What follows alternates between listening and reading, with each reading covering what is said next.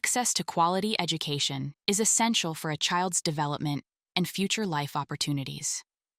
In Japan, as elsewhere, poverty can create massive education inequality and gaps in study and life outcomes for students.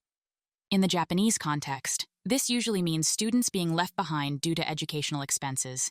The country only has compulsory education up to junior high school, and high school costs tuition. Hidden educational expenses too high, as are the stakes. The vast majority of students do go on to high school, and the government does provide some tuition support. However, other expenses go into successful high school studies and moving on to college. Many junior high and high school students go to yoku or cram schools after their regular high school days for further education. The fees for these schools can be several tens of thousands of yen per month for one subject. While not strictly necessary, juku lessons provide an overwhelming advantage. Students whose families cannot afford cram school fees risk not passing high school and college entrance exams. Smaller expenses such as university entrance test fees and textbooks can also be a burden for families living in poverty.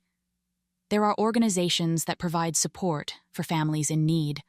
The nonprofit organization Kids Door has recently given 50,000 yen each in scholarships to 284 high school seniors to help them with preparing for these exams.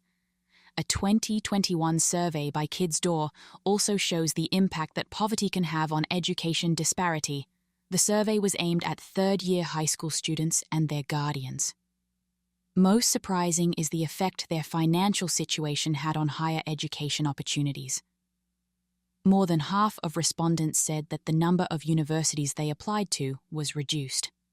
A surprising 71% of respondents said that they could only apply to one university entrance exam. In addition, 51% of survey takers said they either could not go to cram schools or were thinking of not moving on to higher education. Kids Door projects aim to end poverty cycle. The effects of poverty are passed down from generation to generation.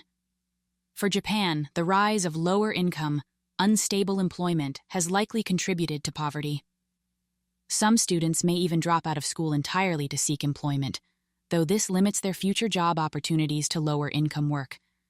Over half of children in poverty come from single-parent households, many headed by single mothers. The overwhelming majority of students who received the Kids Door scholarship came from single-parent families, and more than half of those made 2 million yen a year or less. COVID-19 has made things even more difficult for these students.